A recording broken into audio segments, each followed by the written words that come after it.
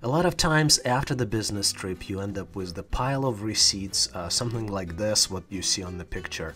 And what you need to produce, you need to complete the report, expense reporting, that may look something like this. And there are a couple things that you want to keep in mind, and that's what we're going to look at in this video.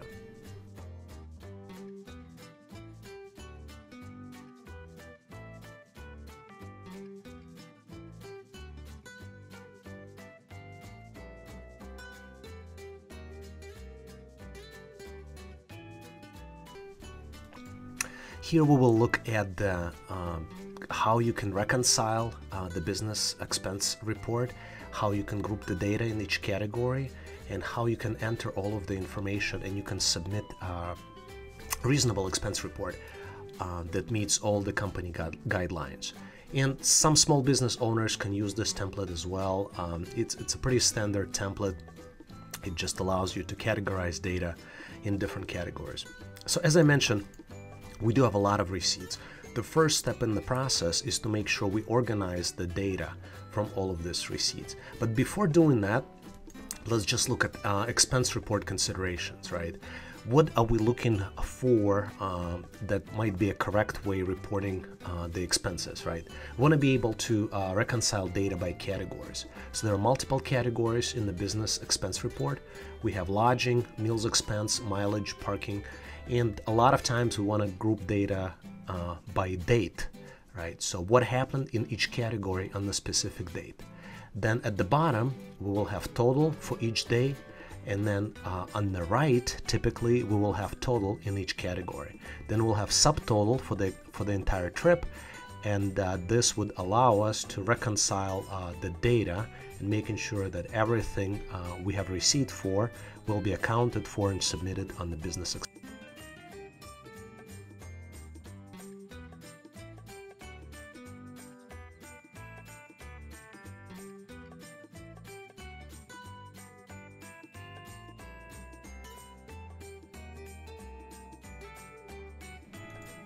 By the way, this template that you're looking at in this video is available for download. You should be able just to click on the description and there will be a link where you can download this template. So if you're planning to reuse it, that's a great opportunity for you to, instead of starting from scratch, use something that you have overview for and download the file and use it for your file. Hopefully you'll find it useful for yourself. Let's continue looking at considerations, right? We've talked about reconciling data by categories, reconciling data for each day.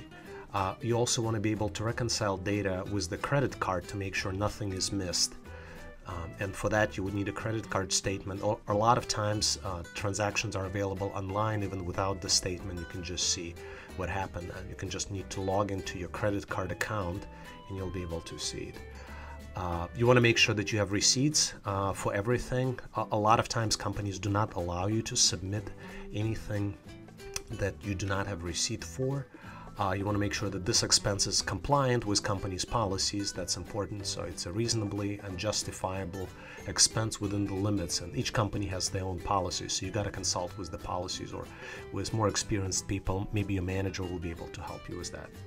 And the last piece here is good understanding of what goes into each category on this expense reporting. For example, you may have automobile expenses, parking, and mileage.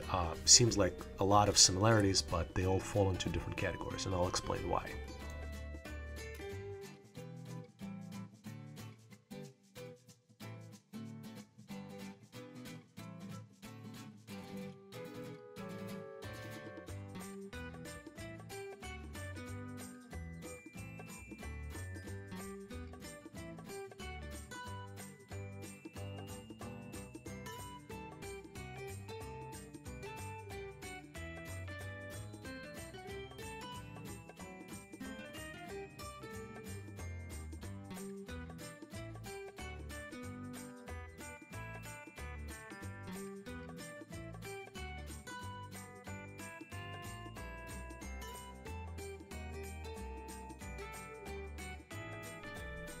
So here we are looking for we're looking at all the expenses entered. And again, this is the part of the same tab in reconciliation summary document.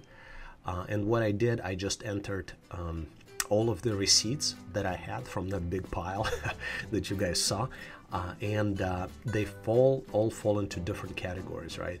We have mileage from one destination to another. You can, the best way I find is to go to Google Maps and just calculate the miles. Let me show you how to do that. So what we're looking for is Google Maps, maps.google.com, and you can just type your initial destination. Could be a very detailed address, could be just as generic as Chicago, Illinois.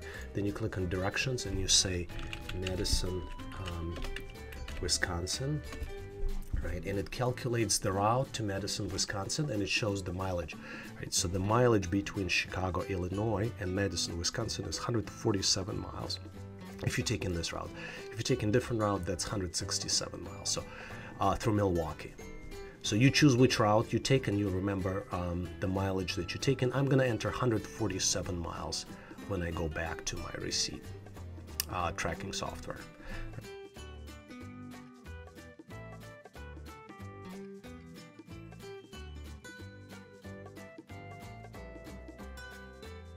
Right, so it's 147 miles. That's what we've entered. That's what we've calculated. Right. Then we've entered all the receipts for airfare, lunch, Uber, if you take an Uber, obviously. And then what we do is we calculate lunch on different dates, dinners if you had, hotel, and again, those are random numbers that I just put in, but you would need to substitute it and extend it for your own numbers. If you have the same number of expenses, which is quite unlikely, you just need to type the description and update the description, put the new amount, and keep the category or change the category. If you need to insert a new line, you select the line, do a right mouse click and click insert, right? And you just insert the line. You can just do copy, which is copy button right here, and then you just do paste button, and it extends this, and then you make updates. So if you need more lines, that's very easy to do.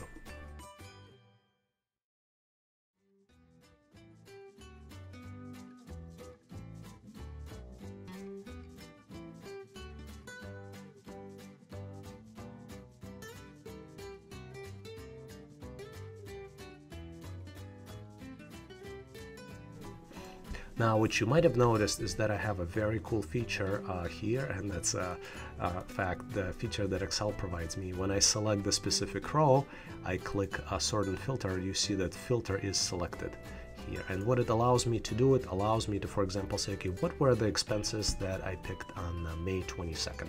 In order to do that, I just need to unselect everything, for example, and pick May 22nd. Right, and it filters the data. And then the coolest thing is I can, for example, do an auto sum and enter and do a sum here and calculate, okay, it's 403.76. Another thing I can do, I can take this data now and go back and enter it, right? I mentioned this, both items are on the same tab, right? And I showed them to you separately, but now I'm showing both of them side by side.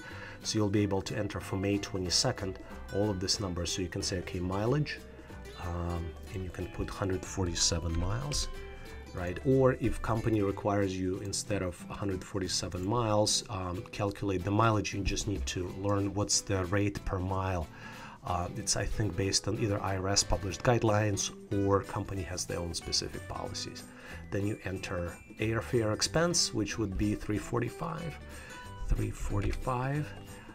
And then travel expense, right? That would be 2 Ubers that we've entered, very unusual.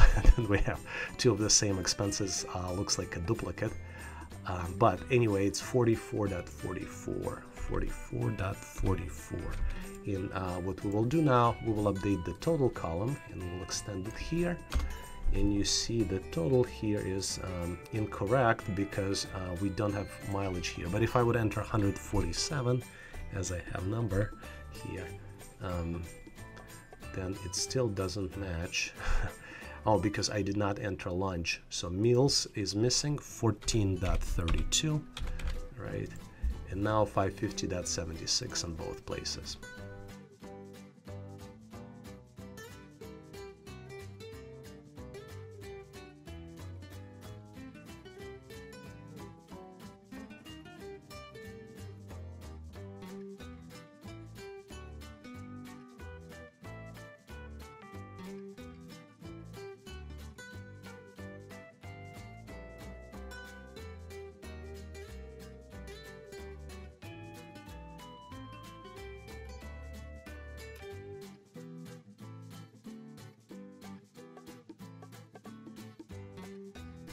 Now, because you are in Excel, what Excel also allows you to do, you can also do a sum. So if you look at this, I see 13.11 and 36.14 are the meal expenses for the May 23rd, right? Instead of doing the sum in the calculator, which I could obviously do, I can just say, okay, equals 13.11 plus 36.14.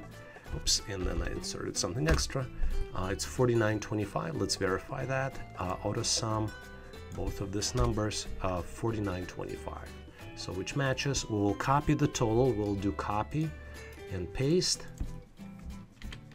Here, 49.25.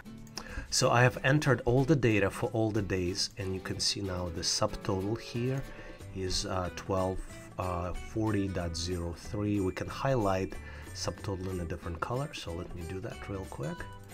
And we can highlight subtotals also in a little bit different color. And let's verify that this matches our subtotal. And I'm going to expand and remove the filter, and if we scroll down here, 1240.03. Now what I also did here, on top of the report, I can now add the name of the traveler, department, so here would be Jason Smith, for example, department marketing, and dates would be 5/22 through 5/26, and you can extend it as much as you need to make sure it meets your corporate format.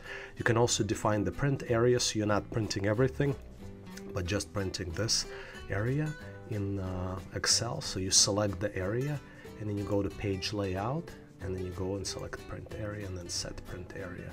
And now when you go file, print, right, it prints the copy, but we probably would want to change the orientation to landscape because it more matches landscape orientation. And this is our expense report. Hope you have learned something and enjoyed this video. Make sure to click the subscribe button to stay in touch with me on YouTube. And join my email list so I can share with you more information about my free training courses. Hope to see you back soon. Again, this is Vadim Michalenko. Thanks again for watching.